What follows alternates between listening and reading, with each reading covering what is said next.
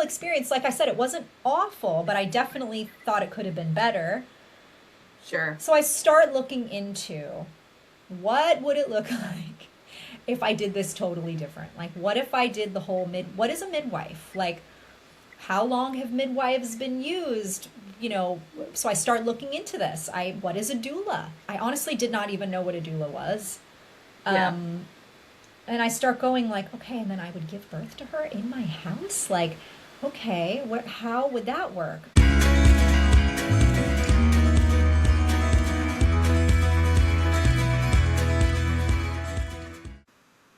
Welcome back to the Sensible Mama podcast. I am Paulina Westcott, your host. Super excited to be with you today. Before we get started, please don't forget to subscribe to my channel if you haven't already. Like this video, and please share it with a mama that you think might enjoy it. My guest today is Alex Covington-Gomez. She is a mom of two. She is an actress, and she has some wonderful stories and perspectives to share. We had a really fun conversation on the phone the other day.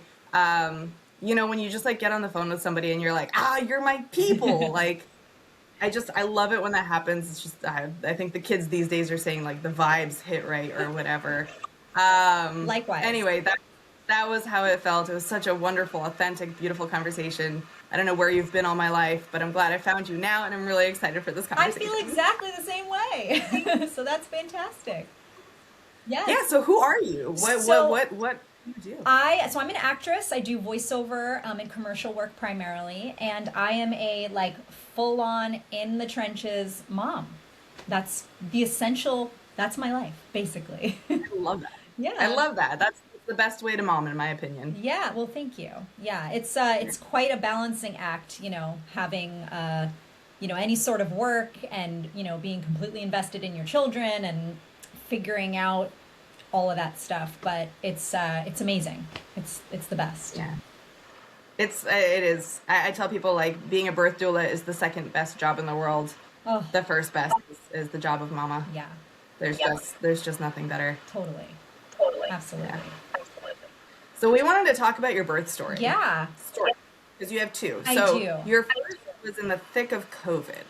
Yeah. Correct? So I had my son in 2019, a few months before COVID started. So it wasn't quite in the thick of COVID, but it was just before everything went down. But what's interesting is when you were pregnant, what was your viewpoint on pregnancy, on birth, on everything? Yeah. What were you? So it's funny because I grew up in California, and my mom was a nurse who kind of realized that she preferred a holistic path. She saw a lot of things in her career as a nurse, a lot of push of medications and protocols and things that she didn't love. And I say that because I was raised very holistic. So my whole life, it was normal for me to go to a chiropractor and go to, a naturopathic doctor as well as a regular medical doctor, but very rarely. So I grew up that way. But interestingly enough, when I got pregnant, for some reason, I felt like, but this is something I don't know anything about. Like, I don't know anything about this at all. And it's scary and it's hard. And I should just totally go the normal hospital route because, that's the sensible thing to do. That's genuinely how I felt. I didn't even entertain the idea of doing something else. And I honestly thought people were a little bit crazy to put themselves at risk or their baby at risk, or why suffer?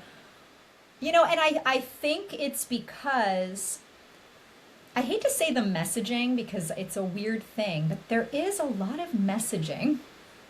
Yeah. In my experience, all I ever heard about pregnancy and birth was that it was uncomfortable.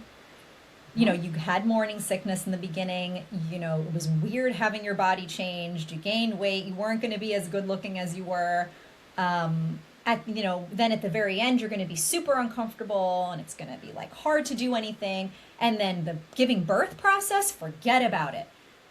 My mom had a really traumatic first birth with my older brother, and she was induced, and it was just horrific. So she told me that story a bunch of times. So I knew I wanted kids, but I kind of saw the pregnancy and birth part as like, I'm going to have to just push through that in order to have the kids. I didn't have any concept that it was going to be lovely or pleasant, and definitely no concept that I knew anything instinctually about it or that my body was made to do it. None of that stuff. So I very much was like, oh, now I'm pregnant. Well, I got to immediately call call my gynecologist and just start that whole process. They know exactly what they're doing. And and then I'll be back and forth on the epidural. I don't know. I don't love needles, but if it's going to be so much better because I don't have to be in excruciating pain, I'll probably do that. And that's just what you should do, So that was my whole concept. So I just started on that path, and I was just doing all those things. Never questioned it. And then around the time I got to the glucose tolerance test, which it's funny looking back on it, I didn't question anything. Like I didn't even go, what am I drinking? What's in this? You know what I mean? Like, what am I actually... But you're not alone. Like, what you're describing is what most women experience, and it's not because they're stupid or they're bad, and like, I was literally the same, weirdly enough, right about up to that same point. Wow. And then for me, something clicked, and I was like, oh, wait. And I, like, woke up from this, whatever, hypnosis or something. Yeah, I never did for the whole experience with my son. Well, maybe there's a point where I wondered, but it was kind of too late at that point. So I did the glucose tolerance test and failed it. And they were like, you have gestational diabetes. And something about that whole thing felt very strange to me because I ate incredibly healthy. I didn't eat a ton of sugar. I was eating very high protein, high fat, tons of salads, very minimal processed anything. So I kind of was like, I kind of argued this point for myself. I stood up and was like, I think that I can handle this nutritionally. Like, I think I'll just seriously, like, I'll lower the fruit intake. I'll not have any sweets. I don't think I need to, like, I forget now what they wanted me to do, but if it was like, they were like some medications you could potentially take or something. I was like, I'm not doing that. Like, let me prove to you. So I was checking my blood sugar all the freaking time, which sucked.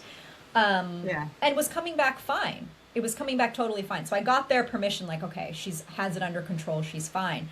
But then of course you're labeled high risk.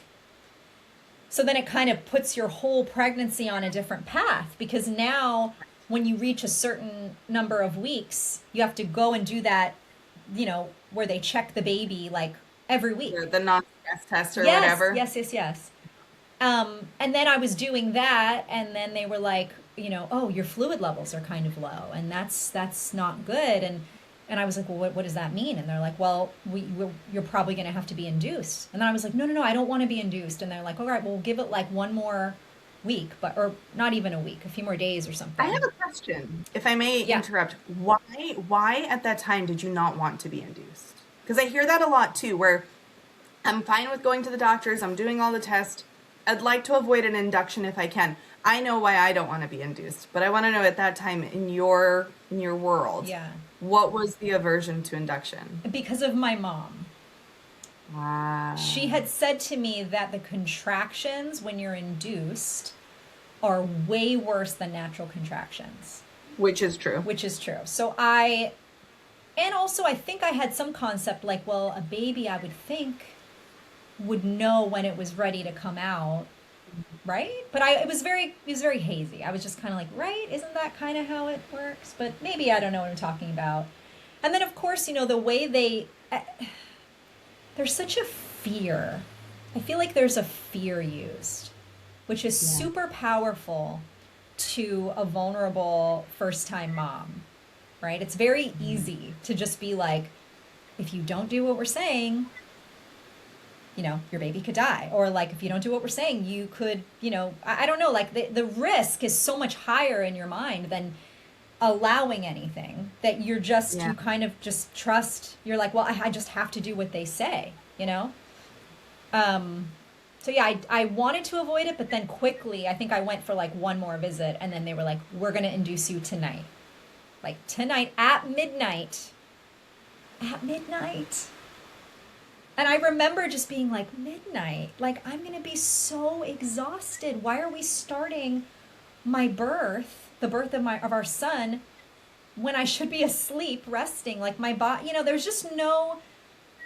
There also was like a lot of steps along the way for that first pregnancy where I felt like there were times I was put in an uncomfortable position that didn't feel instinctually correct. Like even the glucose tolerance test, right? You have to do like a fast. You can't eat anything. Oh, when you go back, if you fail the first one, you have to like not eat anything, take it one time, still not eat anything for the whole day, take it again. Like that was so uncomfortable. My body was like, I need food. And like, why are you putting all this sugar in my body? And like, I think I would argue that was the single most uncomfortable day of my first pregnancy. I felt like I was hit by a Mack truck. Yeah. I remember coming home and my husband was like, what did they do to you? And I was like, I don't know, but I'm like useless. Yeah. Like I can barely walk. I have no energy. I was like I felt sick. Yeah. It's not something that you naturally have to do. And I'm not saying that you should never do this test. Okay. Totally. So don't you people put words in my mouth. Yeah. I think there is a time and a place where it's appropriate. But if it isn't necessary, Yeah. if it isn't necessary, don't do it. Yeah, I think, where I would love to go with this conversation for me on just what I learned is that it's all about knowledge. There's so much that I didn't know. I'm all for, moms should just be able to make an informed decision.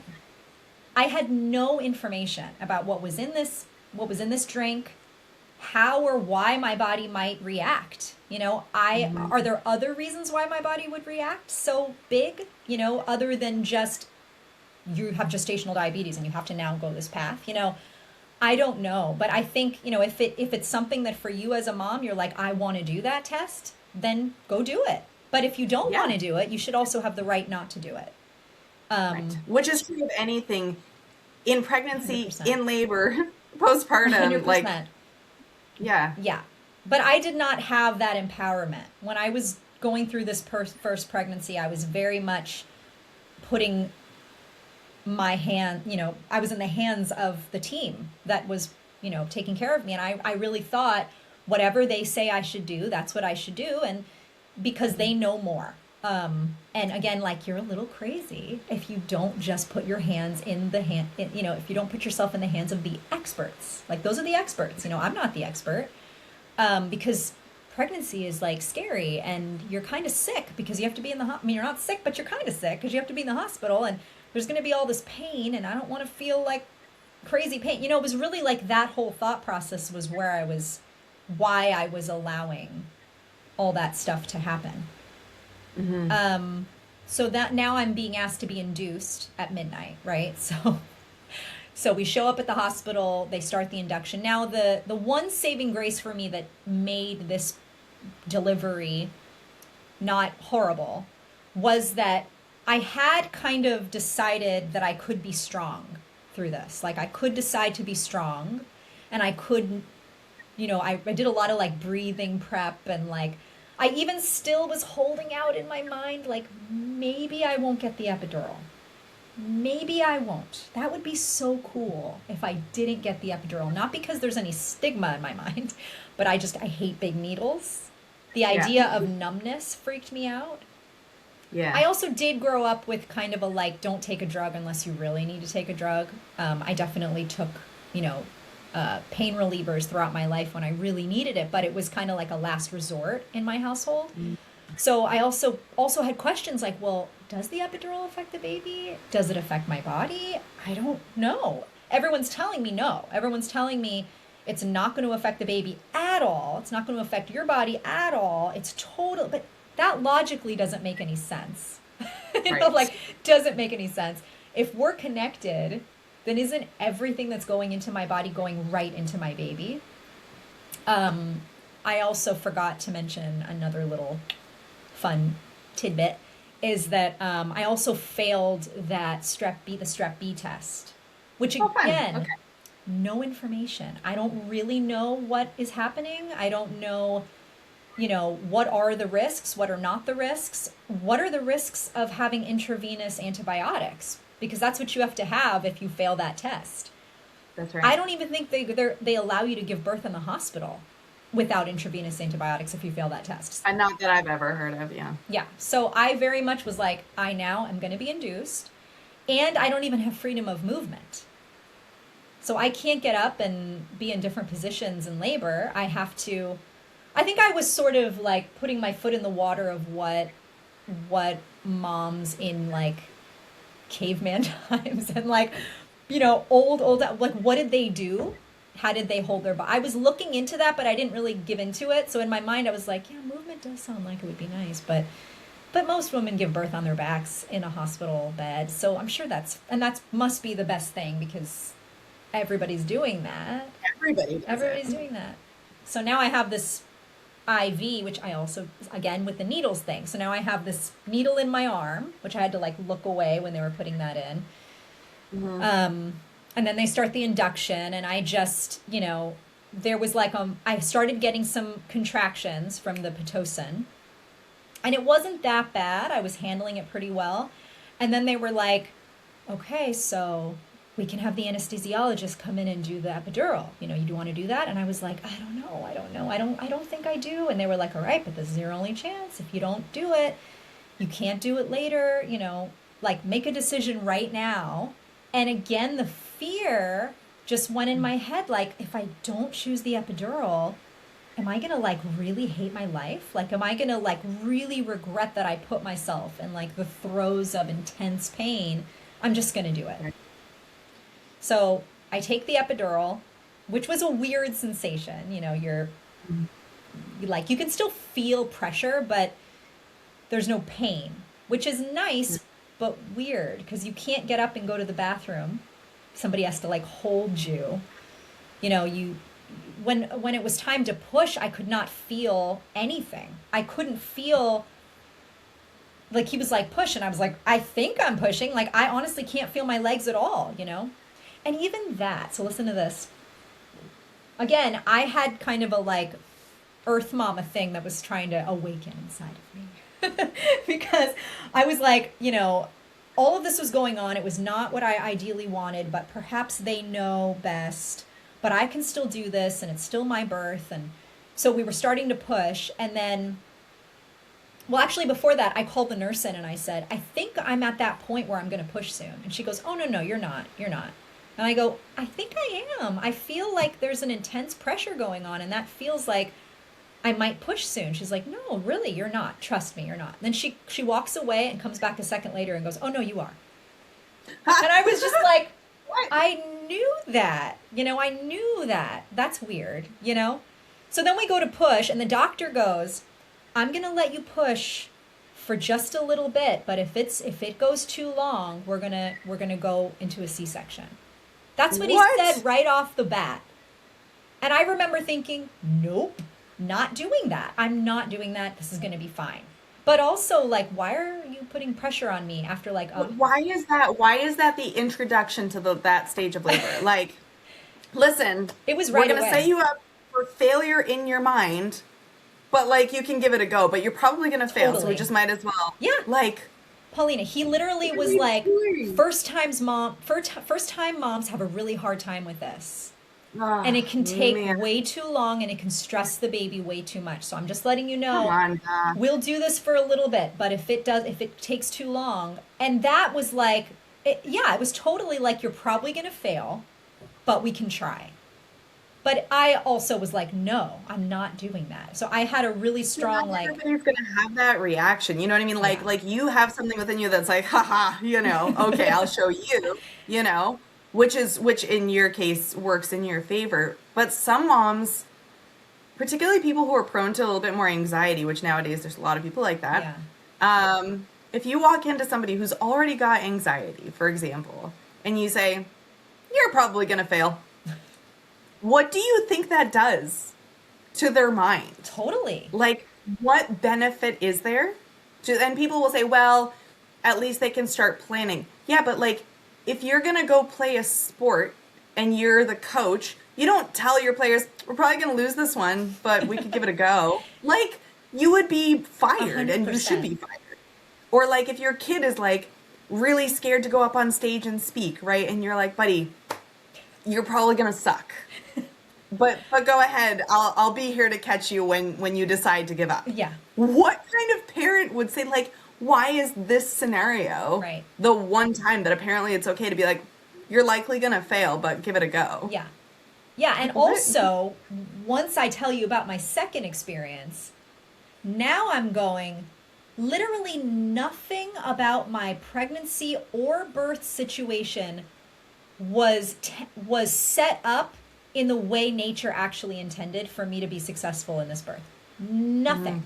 So, you know, I all respect to that doctor. He, you know, in the end, he did a good job, but you know, and I got that he's got his whole education, and I'm sure he knows a lot of things, but he's not a woman, and I don't think he really knows in the sort of natural, intrinsic way what is actually happening for a woman. Because how can you say that? It shows me that he really doesn't know. He's looking at it more like, how can I get this done as quickly as possible? How can I not have there be any risk of anything? All right. But when there's no risk of anything, perhaps you're risking a lot. You know, like you enter into these.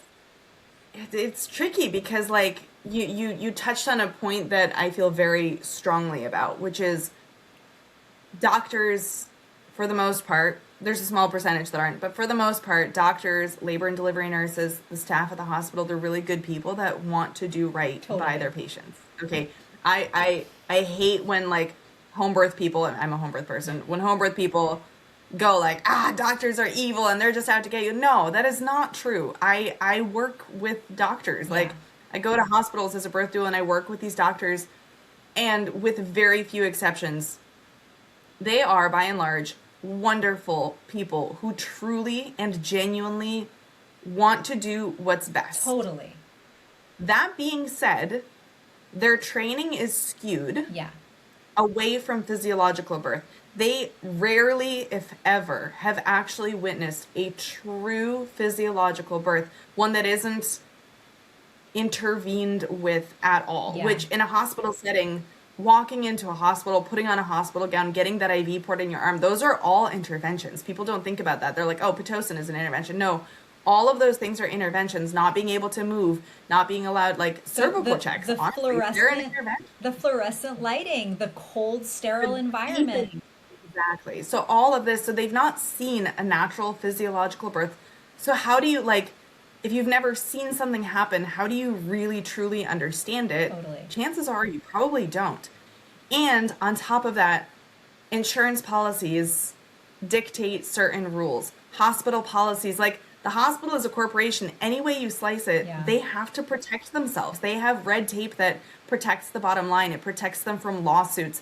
So when they're mitigating risks, even if your doctor is the most wonderful human that has ever walked the face of this planet, they are still constrained by red tape that they don't have control over. And sometimes they don't even realize. Like, they're like, hey, it's hospital policy that you have to have a cervical check before you go into the room. Yeah. And you think to yourself, well, of course, because how would they know if you're in labor? But it is an intervention. Yeah. And you have to recognize that. You have to call it for what it is and say, hey, that is an intervention. Yeah. Totally. Totally. And I wholeheartedly, completely agree with you. And you know, it's not that my experience the entire time was bad. You know, I had lovely nurses, I had lovely doctors that, you know, were very kind and knowledgeable, and, you know, all of that was fine. You know, when I went with my second baby, which we're going to talk about in a second, and when I started with the path of a midwife and a doula, one of the things she said that I thought was really spot on was that she's like, you know, it's not that there's something wrong with the heart or intention of the regular Western medicine path, but it's that they're visiting, they have so many patients, they can't individualize care. You know, they do things in a much more like whole, whole package way. Everybody is looked at the same way.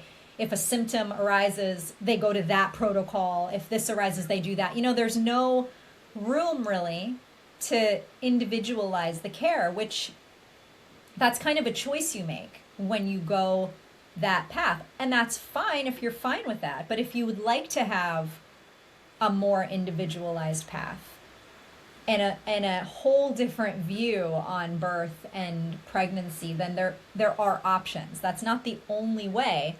And I think it's important that, girls are raised with an understanding that like our bodies are actually built, literally built, designed to be pregnant and to give birth. Yes. Like, it's like breathing for us. It's literally like breathing. And, our bodies just... I would say it's a little more interesting of an experience than breathing, but just as I natural. agree. But yeah, just in the way that like we actually, our bodies are totally wise on what's going on and what intuitively is happening. So I think if there was a way that we could just be educated in that way, I think that would take so much of the stress off and would maybe have people look into their options a little bit more. Yeah. Anyway, so I get induced, I take the epidural. I did end up pushing him out very quickly, actually, too, which I was like, he's put on my chest. I did get that, right? So he's put on my chest. They, put off the cord clamping like I wanted. And then we're kind of moving on. So then I go to stand up to get into the wheelchair to go to my room for the night. And I go to stand up and I just collapse. I like cannot stand. I cannot walk. The epidural is like very much still on my right side. And I felt extremely dizzy. Now I was probably also, I had not eaten anything. I had very little fluids. That's another thing when you're giving birth in a hospital, they don't want you to eat anything or drink anything.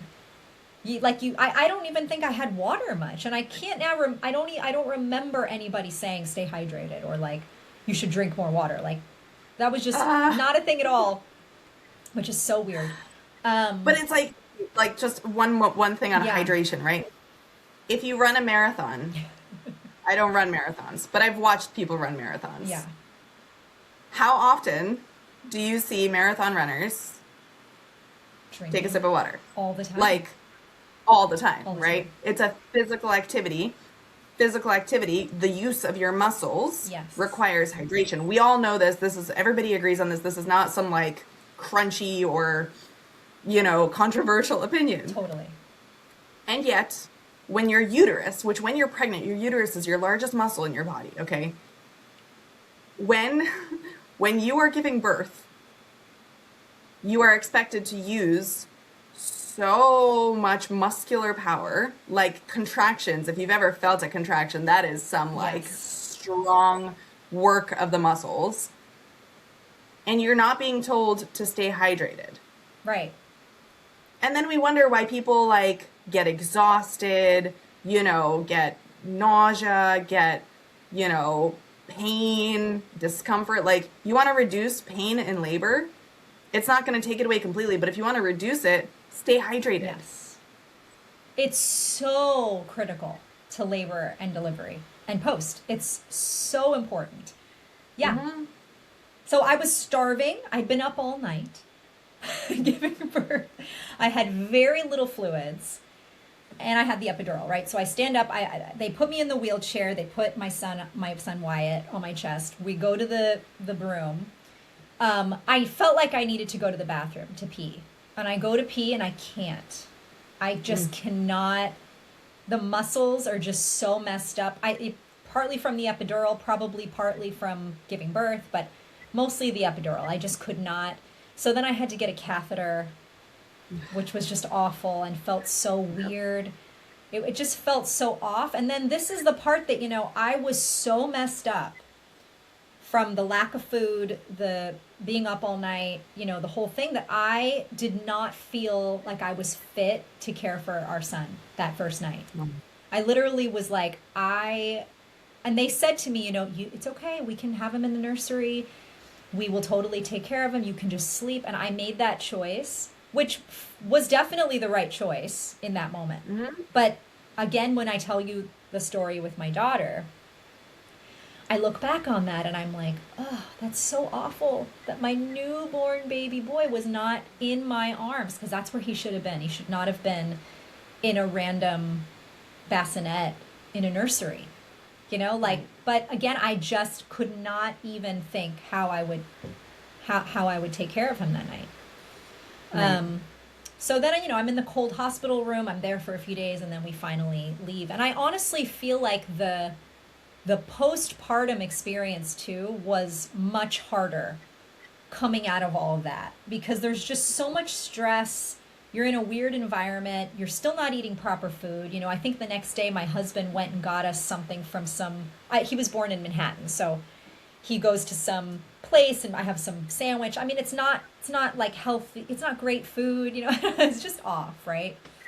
Yeah.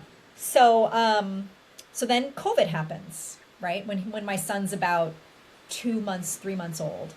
And of course that experience was life altering. I had a lot of shifts of viewpoint, mostly along the lines of what to believe and what not to believe, what the truth is and what isn't the truth. Where I was normally just blindly accepting something, I started to question it and look into it more. And I also knew I wanted another kid. I thought I actually wanted 2 more kids, which that's another conversation. But I definitely wanted to have more kids. So we ended up moving out of the city. We were living in New York City. We moved to a house in Connecticut. And then I got pregnant with my daughter. And at that time, it was in the thick of, it was a little post the thick of COVID, but there was still a lot of mask mandates, and, Yeah. The vaccine was still kind of initially getting out to everyone. And I definitely was like, I would not want to wear a mask while giving birth. Like, it's one thing if I got to wear a mask in like a grocery store, but if I'm actually giving birth, I don't want to do that. That sounds horrible. So that was the first thing that I went, I don't think I want to do that route this time. Mm-hmm. I don't think I want that. I don't want them to tell me what to think about this. Maybe that whole, and that whole experience, like I said, it wasn't awful, but I definitely thought it could have been better. Sure. So I start looking into what would it look like if I did this totally different? Like, what if I did the whole what is a midwife? Like, how long have midwives been used? So I start looking into this. What is a doula? I honestly did not even know what a doula was. Yeah. And I start going like, okay, and then I would give birth to her in my house? Like, okay, how would that work? Oh, a pool. I would get into a pool. That sounds like it could be nice, but also like, okay. Like the whole time I was just kind of, let me just see what this feels like, So we ended up finding this midwifery practice in Deep River, Connecticut, which is a good hour and a half away from Stamford, which is the town I live in. And it's called Family Midwifery.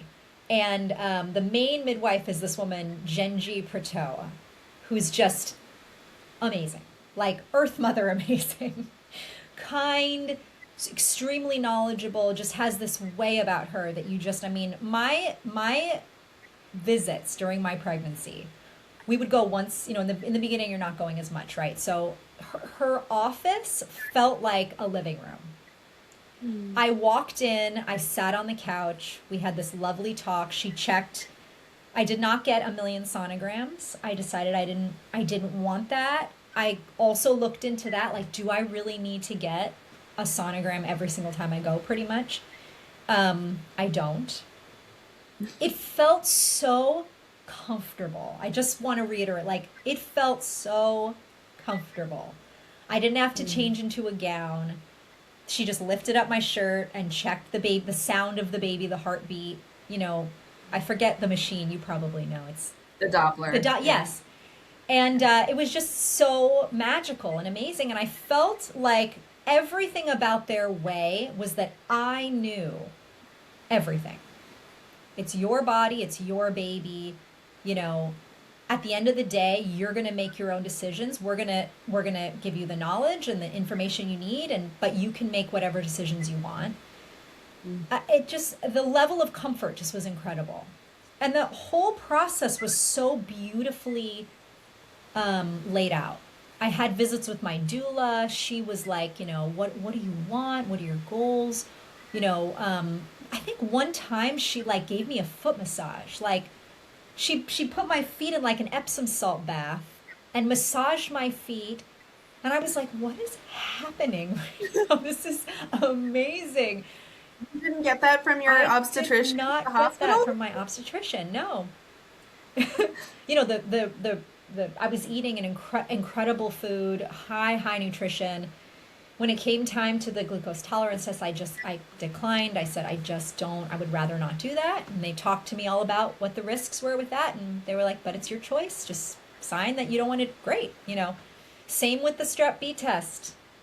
I personally, I did my own research on it. And from what I got, there was not a 100% indication that if you test positive for this, that it's going to like cause a huge problem with your baby. It Right. could. There were some rare instances where that occurred, and that's what led to having this test. It wasn't like every woman, like babies and women were just having like, you know, babies were dying left and right. That's not what it was. It was like that happened a couple of times, and then it was like, let's put this in that every single woman has to have this. So I made the choice for myself that I didn't even want to test for it, that I knew I was fine, and I didn't want to do it. I also spoke to them about the low fluid levels issue that came up, and they, you know, my midwife said, well, you know, it's hard to know because I wasn't with you when you were having, you know, your son, but dehydration can actually play a huge role in fluid levels. That's what she said. She goes, so I would have been curious to try and just have you really uptake. That was a huge part of actually a lot of our nutrition and well-being conversations was like, are you drinking a ton of water? Because you need to drink a lot of water, you know.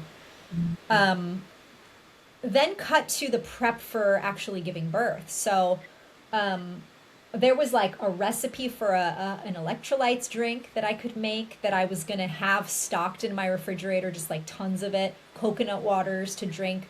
You know, it was like as soon as you go into labor, your husband can be like, you could be sipping coconut water from a straw. Like you need to stay super hydrated, you know. What do you want to eat after you give birth? I was like, I love eggs. Okay, how about eggs and toast? And would you love tea? It's good to have something hot after. Yeah, I would love tea. Okay. You know, we're going to have the pool and we're going to get it set up, and then you'll have your bed prepped, and you know, the whole thing was just so like, we got you and this is the plan. And then of course we had our hospital plan should that need to happen, which you got to have. But I just the vibe of the whole pregnancy was like no stress. No stress. I just was growing a baby. Every visit, it was great. Her anatomy scan was great. I did do a really good anatomy scan with, you know, ultrasound. But I just was so calm and so happy and so at peace. And I loved it. I actually loved being pregnant. I didn't feel like it was a weird... Well, I didn't feel that way the first time either. You know, that was an idea that was kind of put in my head, like it was going to feel like this odd thing, but it's so natural. You know, it's just so natural. Yeah. Okay, so the birth story. So because they were an hour and a half away, and because it was my second baby, my midwife was pretty sure that as soon as I was in labor, she needed to like get in her car and start driving immediately. So I ended up giving birth to my daughter at 40 weeks and I don't know, like 3 days or something. So I was at, you know, full gestational period. I don't know the words like you do. Full term. Full term. Yeah. So anyway, leading up to actually going into labor, there were a few moments where I had thought I was, and I didn't know this, but she had already driven to my town. And then I was like, never mind. But I thought that was so amazing. So the night that I end up going into labor, it's 10 p.m. and my husband and I are watching Stranger Things together, and I get a contraction. My first natural contraction I've ever had, right? And I had an app for checking my contractions, so I hit the button, and I'm like, I think I might have just had a contraction, but I'm not sure, but I think so. So then the next one comes, and I hit the button again, and after I hit that button, my phone goes, go to the hospital, you're in labor. Like after, it was like that fast that it was like, go to the hospital. I went, oh my gosh, my phone just said I got to go to the hospital. I'm in labor. And my husband was like, okay, call Sylvie. That's the doula. So I call Sylvie and she goes, okay, call Genji immediately, but I'm coming over. And I go, okay. So I call Genji and she's like, okay, I'm going to get in my car right now and I'm going to start driving towards your house. And then I had to use the bathroom. It's literally like I go to the bathroom, my water breaks. She's like, okay, so it's going to get more intense. Your water just broke. It did. It immediately, I went right into full on, I'm in labor. Sylvie comes right away. My mom, who was living in another town about an hour away, was planning to come and be there for my son so that he doesn't, so he has her. So my husband calls her, so my mom's on her way as well. When Sylvie walked in the room, I probably was only in labor for about 30 minutes or so. She whispers to my husband, which I could hear, like, we might have to deliver this baby. And my husband's like, no. I'll be right there with her. I'll hold her hand, but you got to do it. I can't do it. She's just like, okay. So she's just like helping me breathe. We didn't get the bath ready yet, although we really should have, but we're just moving along now. Yes, the contractions were extremely intense.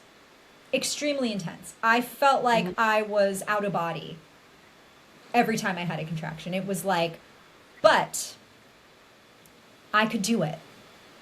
I could do it. It wasn't a pain that I could not handle. It's not the same as being stabbed a whole bunch of times. People are like, giving birth is more painful than, no. Okay, so here's the difference. When you're being stabbed a whole bunch of times, that's like a really dangerous situation that like is scary and tense and somebody's harming you against your will. This is giving birth to your baby. This is what your body was built to do. So is it a deep pain? Yes. But are you able to handle it in a way that you have no idea? Yes. You're totally able to handle it. It's funny because in most circumstances, pain is a sign of danger. It's a sign of impending death on a cellular level or on a mortal level, whatever. But it is, if you burn your hand on a stove, your cells are literally dying. Yeah. And that's what that pain signal is. Or if you break your arm, your body is telling you danger, bad, fix it, get away from whatever is causing this, because this is putting you on a trajectory toward death, not toward survival, right? The thing about labor is it is pain with a purpose that is as survival as it gets. Yes. You know what I mean? Like, your body is literally creating life. If that's not survival, I don't know what is, totally. Right? So it's, and it has a lot to do with what's going on up here, less than what's going on down there, where you're like, if you're treating it the same way as a broken arm or a burnt finger or somebody stabbing you repeatedly, that's how your body is going to respond. But if you are in your head like, this is with a purpose. Right. There is something wonderful at the end of this discomfort. Like when you're working out, do you feel discomfort if you're doing it right? Yes. Yeah.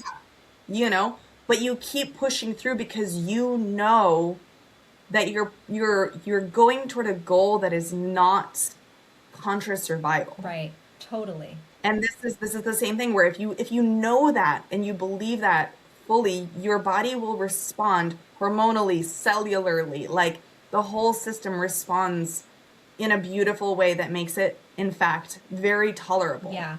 Uncomfortable? Yes. I will never say that, like, people say that pain-free birth. Yeah, I don't know. I get where they're coming from because it's not the same category of thing as the pain that we're talking about. But yes, it's uncomfortable. Yes, it's intense, but it's like you said, it's so something that you can handle. Yes. You just have to prepare yourself properly for it. 100, that's such a beautiful way to put it, and so, so true. You know, one of the things that my midwives said to me that stuck with me so hard was that there's this spiritual thing going on when you give birth. It's like the mother, it's like you as a spiritual being are going to some other dimension, getting your baby and bringing them here. That's what's Yeah. going on. And that's why it's the ideal environment for that mom is a safe, dark, warm, gentle, Love it. supportive, loving place, because that's what you're doing. You're going and getting this new being and bringing them, like, and that is genuinely what it felt like. I was in like a beast mode of like this longer than time experience. It's an ancient experience. It's not a modern hospital fluorescent lighting technical experience. It's a instinctive, visceral, the roots of humanity experience. And that's what it was. It was really like I just was in it, and I was like, so, you know, it's speeding up more, the pool's getting filled up. Genji, actually not Genji, another one of the other midwives comes running in. I get in the pool, Genji walks in, she comes out. Like it took 2 hours from the first contraction to me holding her in my arms. Wow. It was mind-blowingly fast and intense and unbelievable. Like I can't even, and the fact that I could feel my entire body through the whole thing, I could feel every moment, you know, I had the breaks that I needed and I had the steam to do it. I mean, the whole thing. And then I'm laying in my own bed with my daughter on my chest, and my doula is feeding me eggs and toast and tea. I'm just like, what? And then my mom comes in and she's, you know, she didn't even think I had the baby yet. So she comes in the room and she's like, she's here? My God. The midwives are congratulating her. You know, it was just, and then I had post care where they're coming to my house and checking up on me and helping me with any nursing issues and checking on my daughter in my room. You know, I don't have to bring her to a visit when we're both still kind of, you know, I had a full 2 weeks postpartum that I was just with her in bed, basically. The whole experience was just completely different. And I think the purpose for me is like, again, I'm not going to tell moms what they should do. Right. You know, they have to do what's right for them. And there are things about a traditional hospital birth that I get sound great and that could work great for you. Mm-hmm. But there's a whole other world of an experience that you can have, and there's so much more knowledge that it's just important to really look into it and ask yourself, like, what kind of an experience could I have? Like, what is possible? Yeah, I mean it's amazing because in your story with your first kid, you had these little moments where you're like, is this right? Is this good? Does this feel correct, like instinctively? I would say some women should give birth in a hospital. Like Yeah. some people just should not have a home birth, and that's just a fact. But even if you're going the hospital route, listen to those instinctual Yeah. voices in your head. Makes us sound like crazy people.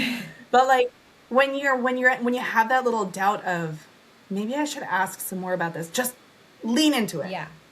Even at the hospital, even with a doctor, it is still your birth. It's still your baby, your pregnancy. The doctors have a lot of knowledge and a lot of experience, but they don't have that inner instinct that only you have. Totally. And I can't have it for you, and you can't have it for me. Right. Like, I mean, I have stories. We're out of time almost, but you know, someday I'll just do a whole thing about maternal instinct. Like, sometimes you don't even know why, right? Your body's like, no, you need to rest. Yep.